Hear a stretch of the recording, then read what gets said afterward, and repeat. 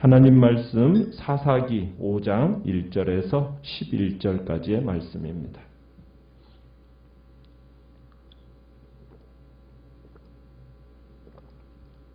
사사기 5장 1절에서 11절까지의 말씀 교독하겠습니다. 사사기 5장 1절입니다. 이날에 드보라와 아비노함의 아들 바락이 노래하여 이르되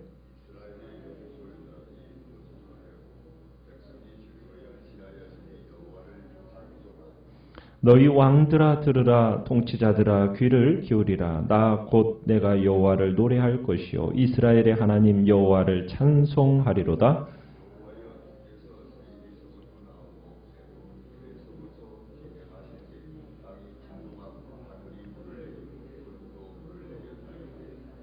산들이 여호와 앞에서 진동하니 저 신의 산도 이스라엘의 하나님 여호와 앞에서 진동하였도다.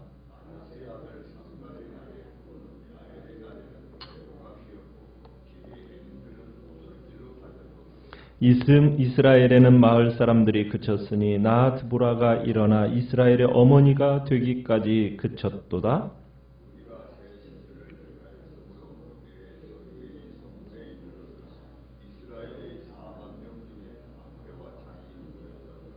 내 마음이 이스라엘의 방백을 사모함은 그들이 백성 중에서 즐거이 헌신하였음이니 여호와를 찬송하라.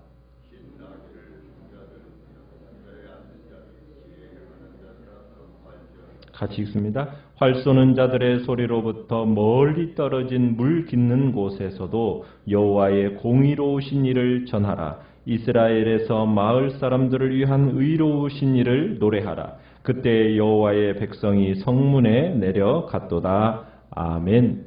오늘 말씀의 제목은 모든 것이 하나님의 은혜다라는 제목으로 말씀을 나눕니다. 오늘 본문 5장은 우리가 어제 보았던 4장 시스라와의 전쟁을 마치고 하나님의 말씀대로 승리한 드보라와 바락이 하나님의 은혜를 기념하면서 그날 있었던 일을 회고하며 부른 노래가 오늘 우리가 보게 되는 5장입니다. 드보라가 하나님을 찬양하는 이유가 무엇입니까? 여호와가 그분의 백성을 다스리시는 영광스러운 통치, 그 통치를 체험했기 때문에 여호와를 찬양합니다. 철병거 900승의 장관이었던 군대 장관이었던 시스라를 심판하시고 그분의 백성을 구원하신 그 의로운 일을 보았기 때문에 여호와를 찬양하고 있습니다. 그러니까 드보라는 지금 복받치는 기쁨을 억제할 수가 없었던 거죠. 그래서 드보라는 그의 노래를 듣고 있는 사람들에게 함께 여호와를 찬양하자 권유로 지금 시작하고 있습니다.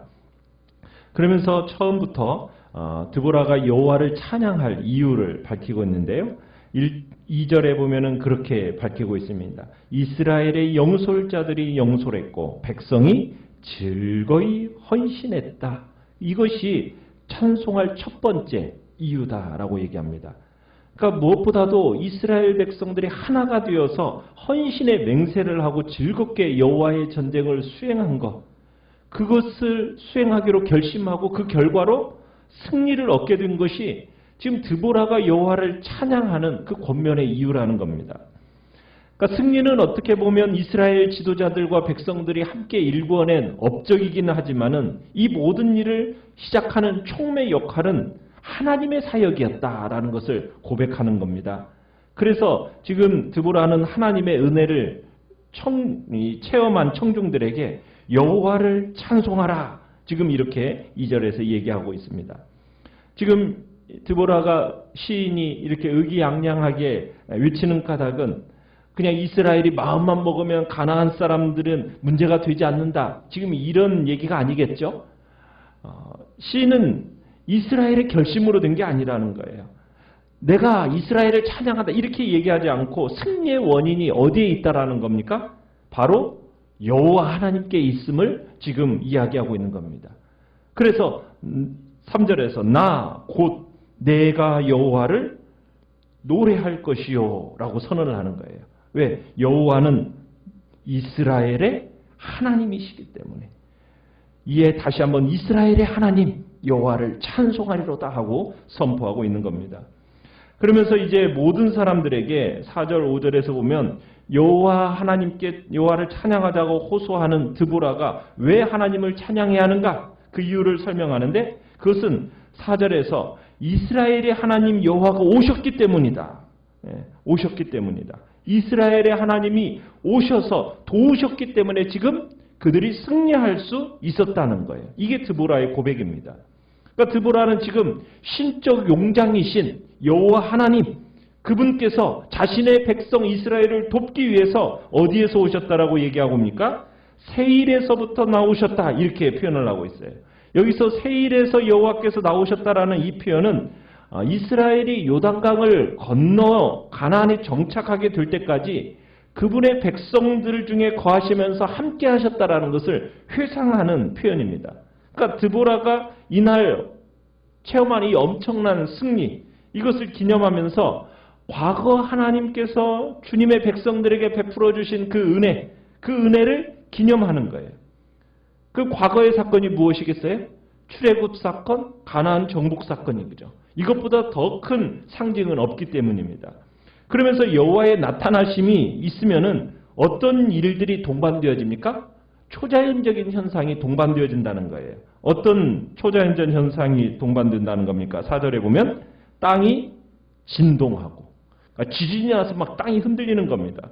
또 하늘이 물을 내리고 구름도 물을 내렸다. 폭풍이 일어나면서 하늘에서 막 물이 쏟아져 내리는 겁니다.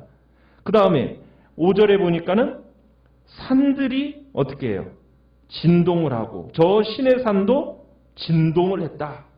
그러니까 지금 여호와의 나타나심 속에 정말 신의 산을 포함한 모든 산들마저도 하나님 앞에서 진동을 한다는 거예요.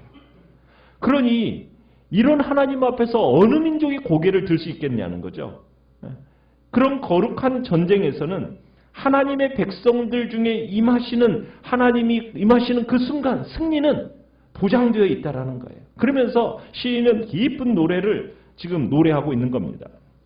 그런데 지금 이 여호와께서 홀로 이 일을 행하지 않으셨다는 거예요. 누구와 함께 이 일을 지금 하셨습니까?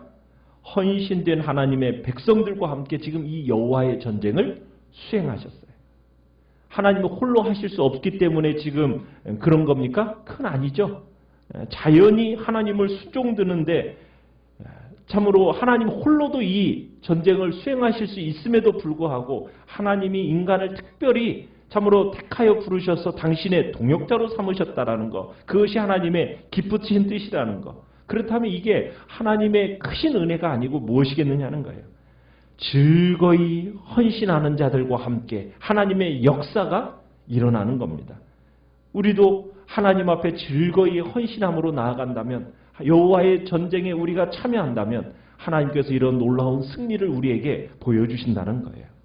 그러면서 2절에서 5절까지는 여호와를 찬송해야 할 근거로 여호와의 그 위대한 구원의 행동을 제시했다면, 이제 6절에서 9절까지의 내용은 뭐냐면 이 같은 여호와의 구원의 행동이 인간들의 행동을 통해 드러났다라는 것을 노래하고 있습니다.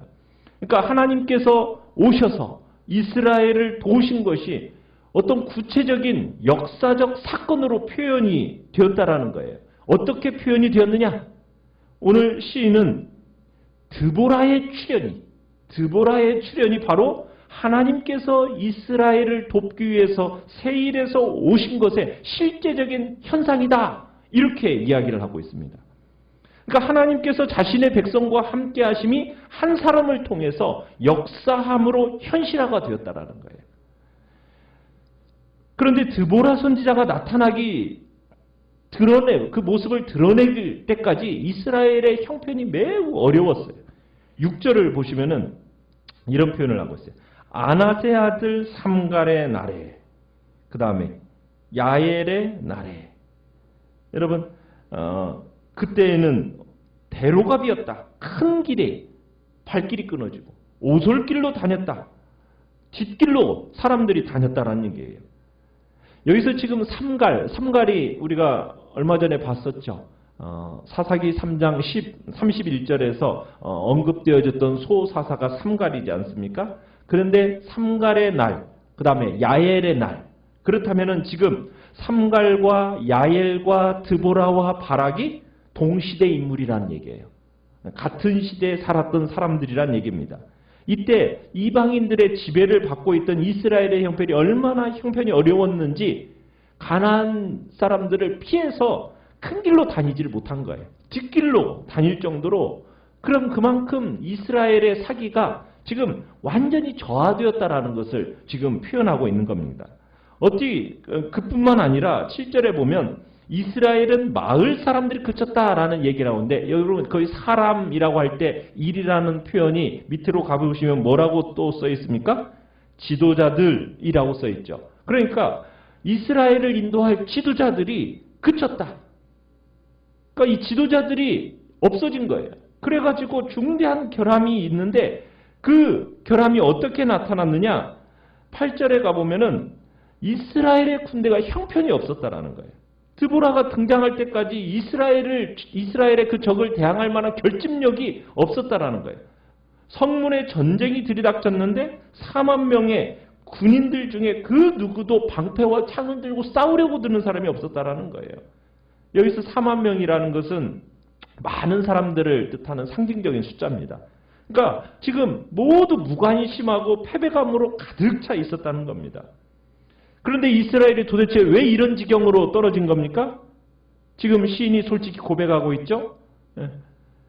이 여호수아 때는 정말 당해낼 왕들이 없었던 막강한 이스라엘이 어떻게 해서 이렇게까지 추락했느냐? 8절에 뭐라고 얘기하고 있습니까? 무리가 새 신들을 택하였으므로. 무리가 새 신을 택해 섬김으로써 하나님의 진노를 격발한 게 그 이유라는 거죠. 이스라엘이 무력하게 되었을 때 지금 무력하게 된 이유가 하나님을 버리고 다른 새 신을 택하여 섬긴 것이 바로 그 이유라는 겁니다. 하나님은 이 새 신을 섬긴 이들을 향하여 분노하셨어요. 징계하셨어요. 그렇지만 그 처참한 지경에 이르니까 또 하나님이 저들을 불쌍히 여기시면서 구원하기 위해서 일하십니다. 그때 하나님이 세우신 사람이 누구라는 거예요? 드보라를 사사로 세우셨다는 거예요. 이스라엘 백성들이 우상을 쫓음으로 말미암아 믿음만 잃은 게 아니라 삶에 대한 애착과 올바른 가치관까지도 함께 다 잃었을 그때 누가 등장했어요? 드보라가 등장하면서 상황이 급반전이 됩니다. 드보라가 영감을 불어넣는 이스라엘의 뭐가 됐다라는 거예요? 어머니가 됐다. 어머니. 이스라엘의 어머니가 되면서 이스라엘 백성들을 헌신하게 만들었다라는 거죠. 드보라가 나타나서 어떻게 보면은 지금까지 무기력하고 정말 다른 신을 택해 나아가면서 완전히 밑바닥을 치고 있는 그들의 마음에 하나님의 말씀을 불어넣음으로 말미암아 치유하고 회복시키면서 비로소 그들이 의욕을 가지고 이방인들의 지배에서 벗어날 수 있는 전쟁을 할 수 있었다라는 거예요. 그러니까 사람의 목표와 삶의 자세가 바뀌기 위해서는 먼저 어떤 일이 있어야 된다는 얘기입니까? 하나님을 만나야 되고 하나님의 말씀이 그 심령 속에서 역사하여 나타나야 된다는 거예요. 그런데 그 일을 누가 시작했다라는 겁니까? 드보라가 그 일을 시작한 거예요. 이스라엘의 어머니로서 등장하면서 이제 상황이 급반전하기 시작을 하는데요. 그러면서 9절에 가보면은 앞에 2절에서 지도자들을 칭찬했었죠. 백성들을 칭찬했었는데 다시 한번 9절에서 칭찬을 합니다. 하나님의 구원의 손길이 이스라엘에 임하게 된 것은 그들의 일치된 마음, 이 마음이 큰 역할을 했다라는 것을 다시 한번 역설하는 거예요. 지금 드보라가 지도력을 발휘하기 전에는 어땠어요? 수많은 이스라엘의 장정들이 적들의 침략에도 속수무책이었잖아요. 방관했었잖아요. 그런데 이들이 지금 함께 즐거이 헌신하면서 한 마음으로 지금 일어난 거예요. 그 전에도 이스라엘이 하나 되기 위해서 얼마나 몸부림을 쳤겠어요. 그런데 그 일이 제대로 되지 않았어요. 그런데 이 일을 이루신 분이 누구라는 거예요? 여호와 하나님이시다는 것을 기억하면서 누구를 찬송하라고 얘기하고 있습니까? 여호와를 찬송하라. 지금 이스라엘의 연합은 정말 이스라엘이 즐거이 헌신하고 이스라엘의 방백들과 이스라엘 백성들이 즐거이 헌신하면서 한마음으로 단결될 수 있었던 그것은 바로 보이지 않는 곳에서 역사하신 하나님의 사역이었음을 기억하면서 지금 여호와를 찬송하라 얘기하고 있는 겁니다. 이스라엘의 연합을 칭찬한 시인은 이제 여호와 하나님의 업적을 이제 찬양할 것을 지시하고 있는데요. 10절에 가보시면은 흰 나귀를 탄 자들, 양 탄 자에 앉은 자들, 이 사람들은 누구를 가리키는 거냐면 왕들과 통치자들을 가리키는 겁니다. 그러니까 고대 근동에서는 부자들, 상류층 사람들, 이 사람들이 가급적 연한 색깔의 그 말들, 나귀들을 타고 다녔다고 그래요. 그걸 선호했다고 그래요. 오늘날도 보면은 우리가 타고 다니는 그 자동차가 어느 정도의 그 신분을 말해주지 않습니까? 그런 것처럼 당시에는 나귀 색깔, 나귀의 색깔 중에서도 어떤 색깔이에요? 이렇게 연한 색깔. 그러면서 안장은 어떻게 했어요? 화려한 안장, 양탄자와 같은 화려한 안장. 그게 이제 신분을 나타내는 겁니다. 지금 나귀를 타고 양탄자에 앉아있는 이 상류층들, 그들만이 아니라 그 다음에 10절에 또 누구를 얘기하고 있습니까? 길에 행하는 자들, 길 가는 행인들, 이들에게도 지금 뭘 권고받고 있어요? 여호와를 찬양하라. 여호와를 찬양하라. 지도층에서부터 서민들에 이르기까지 지금 남녀노소 신분 귀천 그거 초월해서 모든 백성으로 하여금 지금 뭐하라고 권면받고 있는 거예요? 여호와를 찬양하라. 하나님께서 이루신 구원이 얼마나 위대한 일인지를 지금 너희들은 전파해라. 너희들이 어떤 위치에 있든 어떤 일을 하는 사람이든 상관없다. 모두 여호와를 찬양하고 그 위대하신 일을 전파하라. 그렇게 얘기를 해요. 그러면서 11절에서는 하나님에 대한 찬양과 경배는 공식적인 예배석상에서만 이루어지는 게 아니다. 지금 이곳에서 11절에서 사용되어지는 지금 이미지는 뭐냐면 활 쏘는 자들의 소리로부터 멀리 떨어진 물 깃는 곳. 이게 지금 무슨 이미지냐면 목자들이 가축들을 샘으로 끌고 와서 물을 먹이는, 그러면서 대화를 나누는 그 풍경을 지금 이렇게 보여주고 있는 겁니다. 그러면서 이 과정에서 목자들은 자신들의 가축 무리를 나누어서 물을 먹였거든요. 그러니까 유목민의 전형적인 모습을 지금 보여주고 있는 것이 바로 11절의 모습입니다. 그런데 이 얘기는 뭐예요? 일상에서 하나님에 대한 찬양이 끊이지 않도록 해라. 지금 권면한 겁니다. 예배석상에서만 하나님을 찬양하는 것이 아니라 우리의 일상의 삶에서 하나님의 사역에 대한 찬양이 끊이지 않아야 한다라는 것을 지금 얘기하고 있는 거예요. 그러면서 11절에 무엇을 전하라? 여호와의 공의로우신 일을 전하라. 그러니까 끊임없이 찬양할 내용이 뭐냐? 여호와의 공의로우신 일, 여호와의 그 의로우신 업적, 이스라엘의 전쟁에서 승리하게 하신 것, 하나님의 그 위대하신 구원의 행동 너희들이 경험했으니 그것을 어떻게 하라고요? 그것을 전파해라. 이것이 하나님의 백성의 소명이라는 거예요. 부르심이라는 겁니다.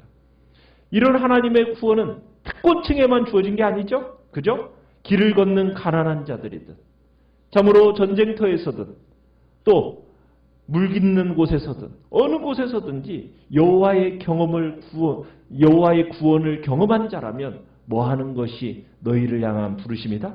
그 의로우심을 경험했다면 이제는 이 일을 묵상하면서 전파하는 것이 하나님의 백성의 소명임을 지금 다시 한번 확인시켜주고 있는 것입니다. 오늘 우리는 정말 하나님의 역사하심이 어떻게 이루어져 가는가를, 드보라가 어떻게 일어났고 그 드보라를 통해서 어떠한 구원의 역사를 또 이끌어 가셨는지를 우리로 하여금 보여주면서 이 모든 일이 누구의 사역이었음을 우리에게 말씀하고 있습니까? 하나님의 사역이었다. 참으로 우리 교회 안에서도 이 땅 안에서도 정말 즐거이 헌신하는 무리들이 일어나고 정말 지도자들과 백성들이 한 마음과 한 뜻이 되어서 하나님의 거룩한 나라를, 거룩한 전쟁을 수행하는 복된 역사의 일은 바로 또한 하나님의 사역임을 우리가 또한 기억하면서 그런 일이 주의 교회 안에, 이 나라와 이 민족 간에 일어나도록 우리는 기도하며 나아가야 할 것입니다.